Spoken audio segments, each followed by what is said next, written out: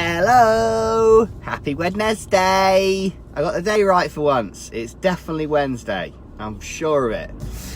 How are we all? If anyone's joining me on catch up, hello to you wherever you are, whatever you're doing, whatever time it is in the world where you are. Hello. Anyone who's joining me live, good for fucking you. It's time to rise and shine with Ben. If you're watching me live, press the love heart emoji so it goes up my screen so I know you're there, and also put a comment so everyone can talk to each other, because it's lovely to know that people are here. Morning Melanie, I hope you are well. Sarah Burton, hello to you. I can see a love heart go up my screen. Karen, good morning to you. As always, let me know you are here. Let me know if you're feeling positive, if you're feeling not so good, if you're feeling downright shit. Post that too, because then I can direct something straight at you. Good morning Caroline, how are you? Holly, good morning to you.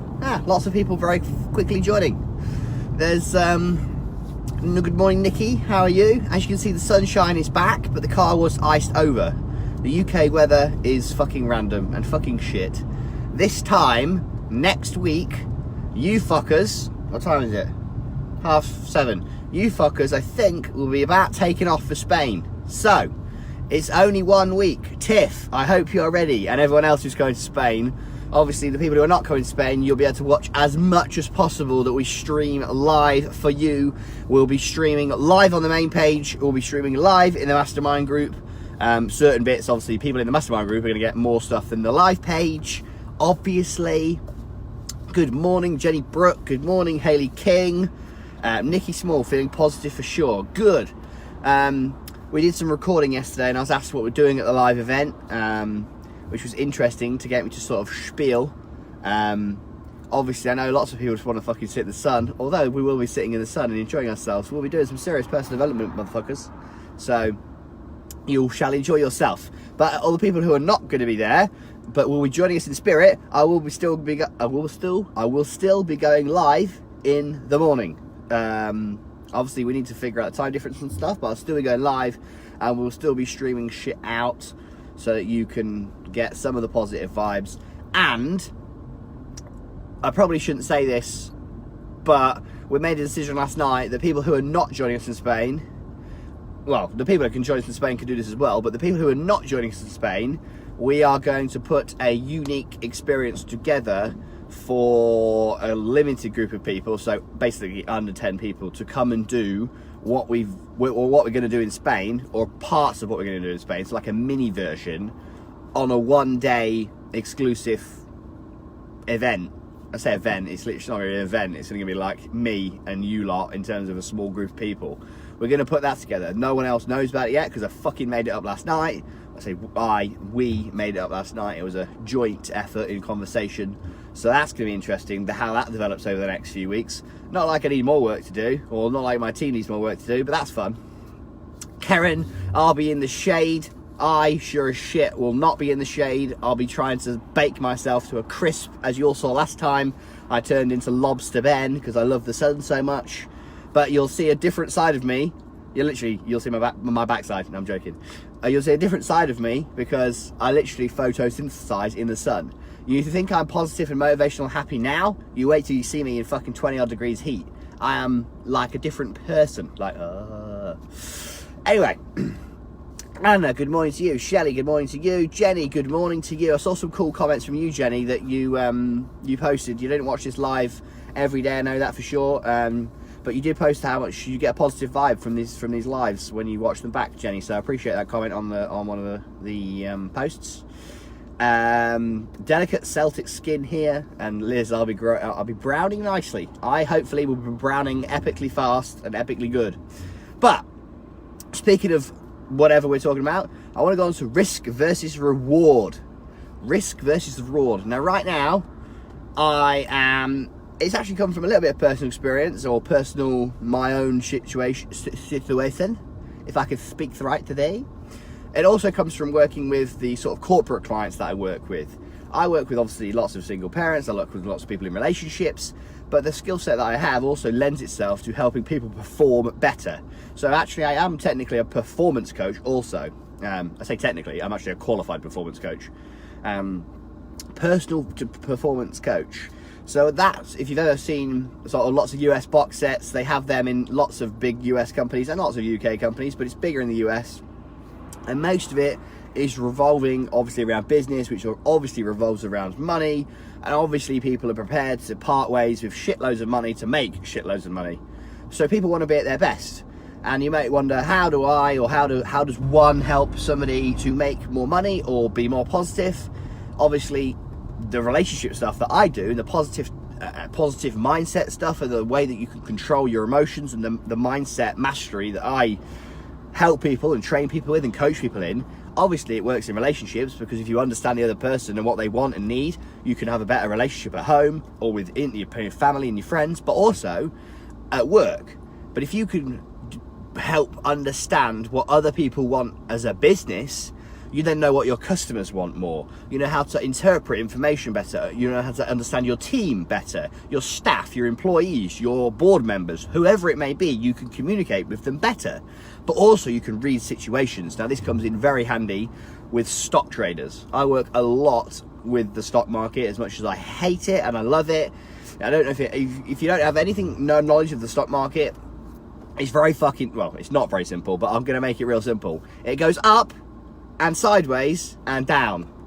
So you can either make money on the up, you can make money on the down, or you can fucking lose a lot of money, right? That's basically how the stock market goes. I use the stock market in life metaphors quite a lot, because in life we have peaks and we have troughs.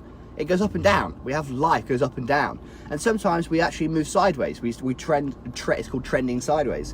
So actually, although it may look like it's going up or down, it's actually not. It's just trending sideways. Being able to read the stock market, obviously if you can do it well, you can make millions and millions of dollars every single fucking day. If you don't, and if you don't know what you're doing, you can lose a lot of money every single day. And obviously the people I work with want to be at their best self to then make decisions based around financial risk. So it lends itself very well to a relationship and your own self about taking risks, because after you've been in an abusive relationship, you then take a risk by putting yourself out there to be hurt. When you take a big position on the stock market, and when I say big position, that means you take a big stake, you take a big piece of it, you put yourself open to risk. Now everybody deals with risk differently. Some people are risk adverse and they're more limited, so they are more likely to stay away from risky situations. Now this also depends on their personality type, it also depends on their goals, it also depends on their management style, etc. But some people are risk averse, so they like to stay safe. They like to be in their happy bubble all the time. So they don't often step outside their comfort zone. To make them step outside their comfort zone, this is where it really gets interesting in psychology. To make somebody step outside their comfort zone, you have to find something that motivates them enough to want to risk it.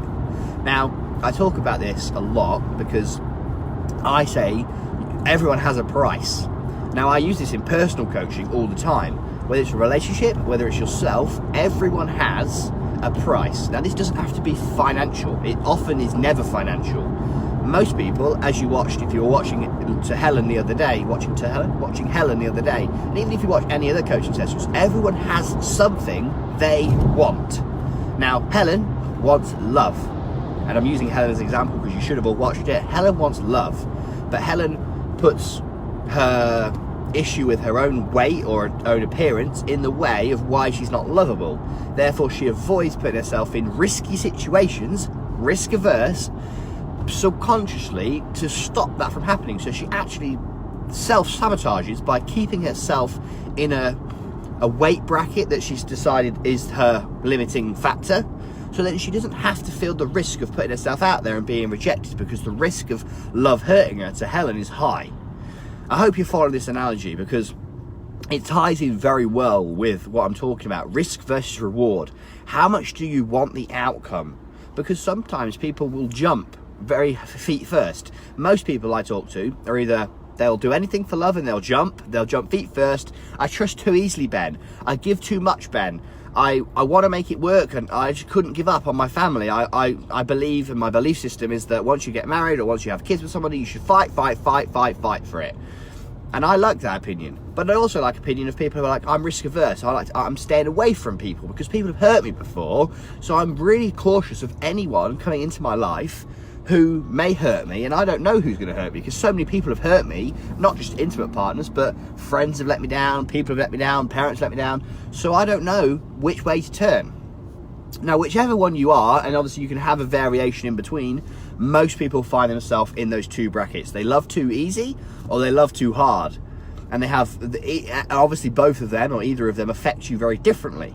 This is the same as the stock market. Some people will get straight in, make money quick. Other people, there's different terms. You can either go in and go, or short. So you basically predict something's going to go down, and you bet on it going down, or you bet on it going up. Basically, it's like gambling, but a very, very intellectual version. And obviously, again, the reason why I like the metaphor so much is because how do you know something's going to go up or down? How do you know if some relationship is going to go up in success or down in success? How do you know that your own self-worth will go up or go down? Who gets to decide? Now, this is the very, very big difference, which is why I like talking about it with personal coaching clients, but also with corporate clients. The market gets to decide whether you're good enough as you are. When I say the market, if you currently go on online dating and you take from the lack of interest that nobody's interested in you because no one's asked you out on a date or nobody seems interested in you, you're giving the meaning that the market's not interested in you. When actually, that may not be true. You may just not be everyone's cup of tea. There may be 100 million factors why that's not happened for you right now. But it doesn't mean you're no good. The truth lays in who you actually want to attract. And you'll be fine this, and Helen, I know obviously we've been speaking about online dating a lot. I know lots of you are online dating, lots of you have met many people who are not your way inclined. But I always use the bar example, and I think another client who used to be in the mastermind said this live, but in case you didn't, I'll just mention no names.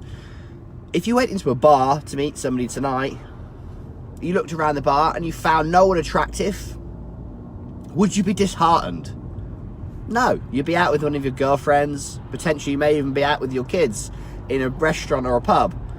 You wouldn't be disheartened if you didn't find anyone attractive, because you're not there for that, you just went out. But when you're on online dating, you have an objective, you're trying to achieve meeting somebody. So if you don't find anybody attractive, or nobody finds you attractive, you've put this significance on the fact there's nobody there to make you feel better about yourself, or no one's make you feel loved. Whereas when you go out on a bar, even if you go out with your girlfriends and you're going out on the pool, even though I'm sure none of you actually do that, I'm sure when you go out trying to meet somebody,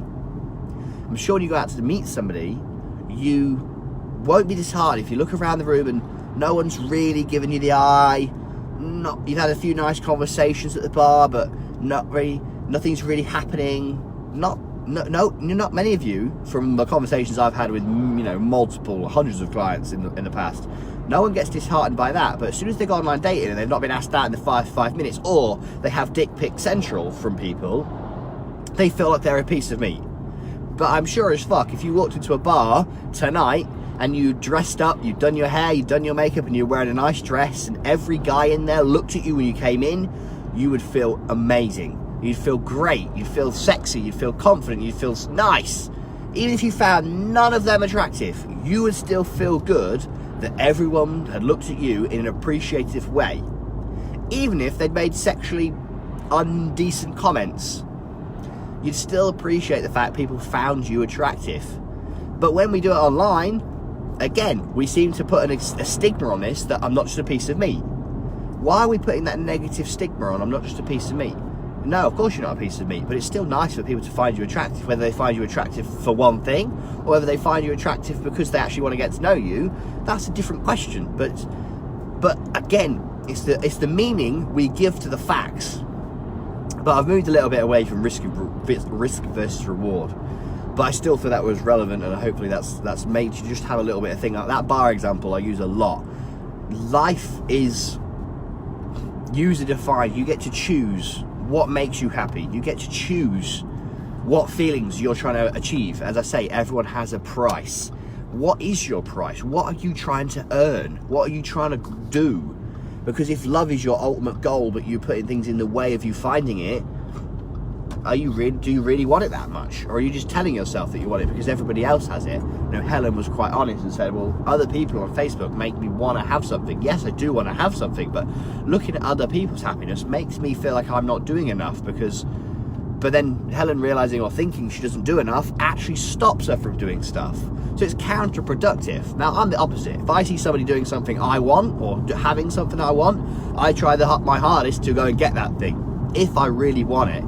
If I see someone with something I'd kind of half like, I know that I don't really want it, because if I really wanted it, I'll be doing everything I could to make it happen.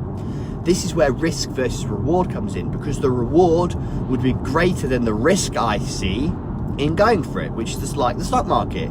If you see the risk as high, but also the reward as higher, your maths goes, well, that's worth the risk. But then you have to add in the other part.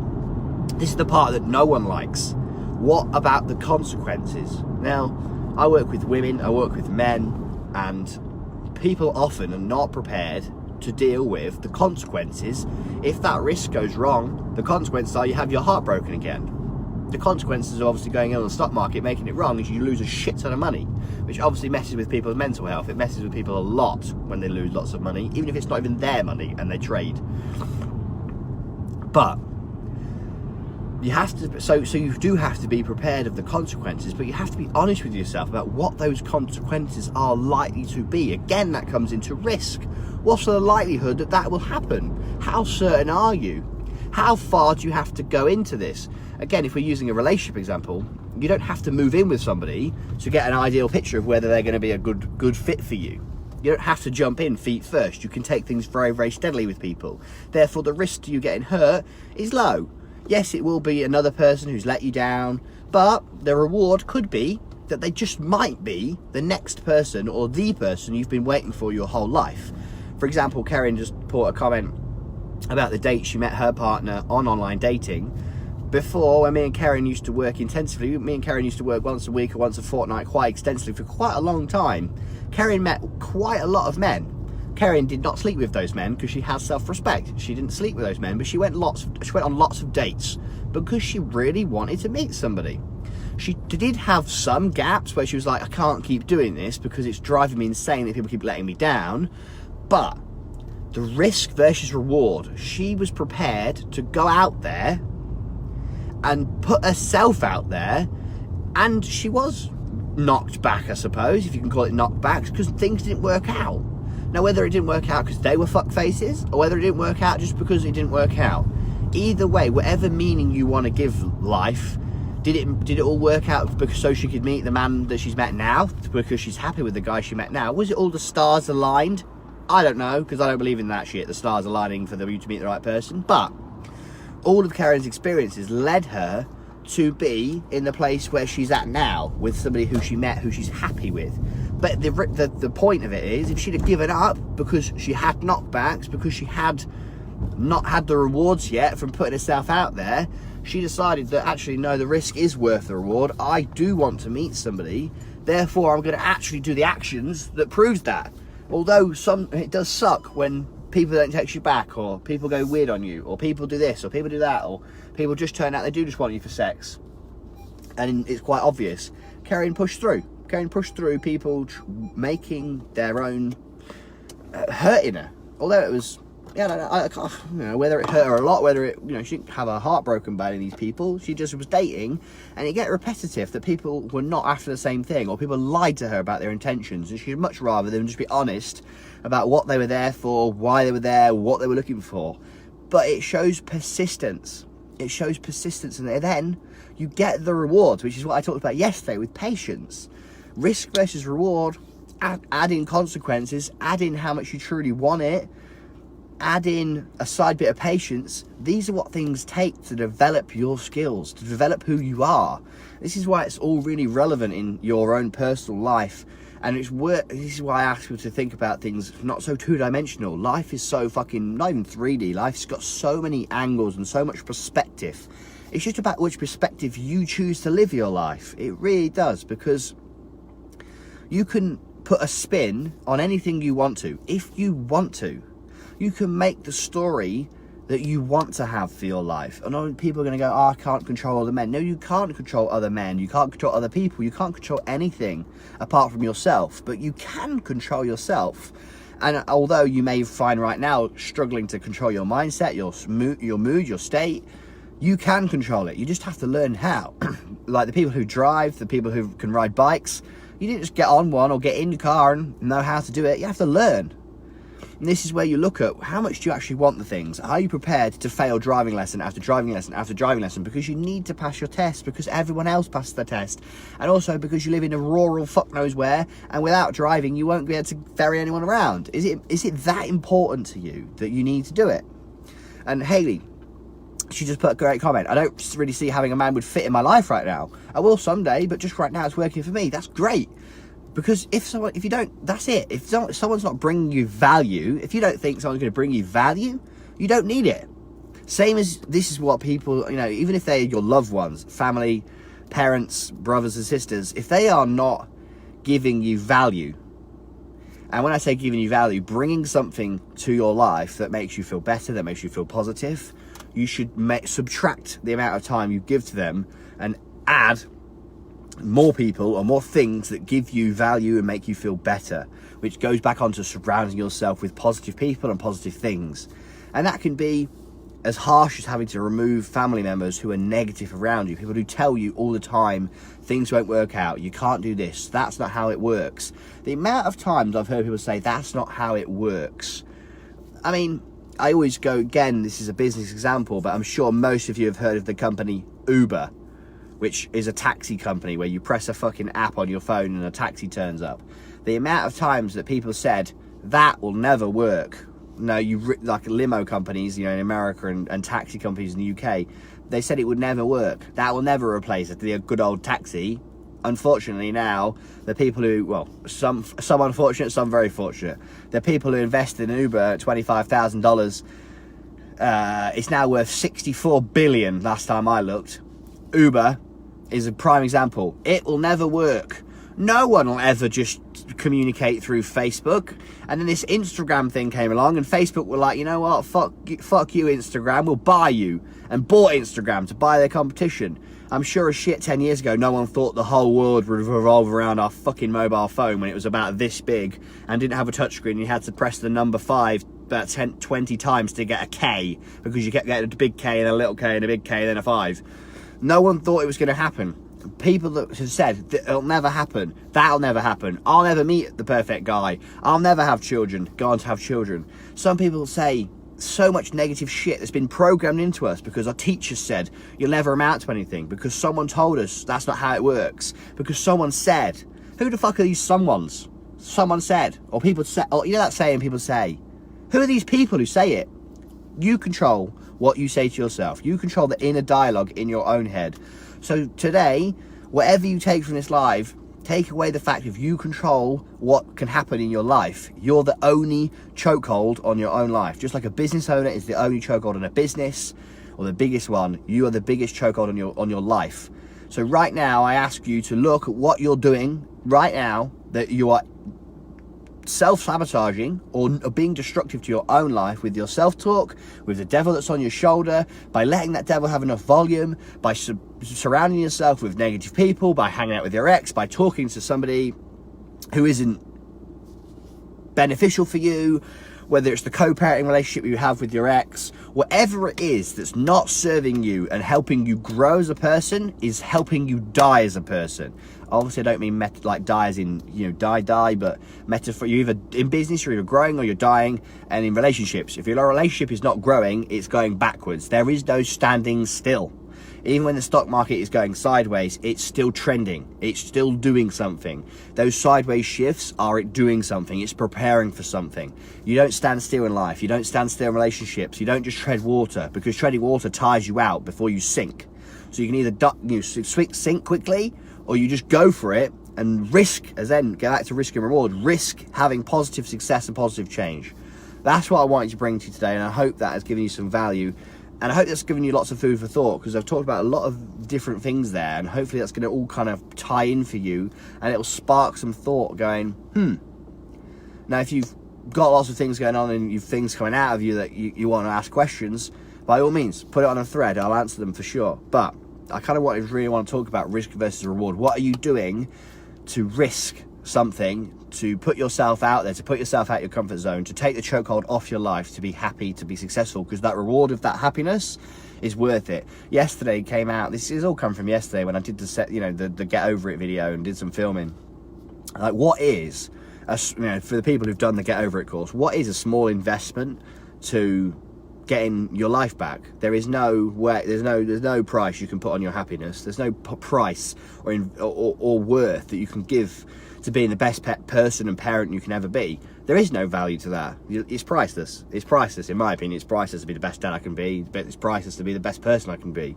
I just want to be the best person for my daughter, for everybody else. And how do you put a monetary value on that? You can't. You can't put that monetary value on that. So Liz, massively out of her comfort zone with what she's doing, but good for you. You're challenging yourself. You're challenging your own beliefs, because you said or you thought you couldn't do it, and you are doing it. Proof that risk versus reward. Your actions are very much in line with your words. I want to achieve this, and I'm going to do all these actions to show it, and that's proof. Comments. Caroline, I've just completely changed my career from office work to phlebotomist. So that is a risk for me. Good for you. See, you obviously decided you wanted it enough. The risk was, the reward was worth the risk. So good for you. That's showing your actions, which is what I talked about the other day. Actions and words lining up. People who tell you they want stuff, but they do nothing to show you they do, their actions don't align with their words. Their words don't align with their actions. And I ask you to look at all the various different things I've talked about for the last week and a half. They all tie in together. Now, it's your job to go away from these lives and piece together how all this stuff's relevant to you, personalize that to you, and then implement it. Because you could listen to all of me, you could listen to me talking about stuff forever and a day. If you don't action it, if you don't implement it, it won't work. You have to do something. Knowledge is only power if you execute. So I urge you today to go and execute. So today's hashtag, I don't know how you can get hashtag Wednesday execute. Hashtag Wednesday execution. Time today to take all of what you've listened to, all of what you've learned over the last week and a half, because they've all tied in together, and go away and motherfucking execute. Because nothing will change unless you make the change. So today, go and make the change. Happy fucking Wednesday. Bye.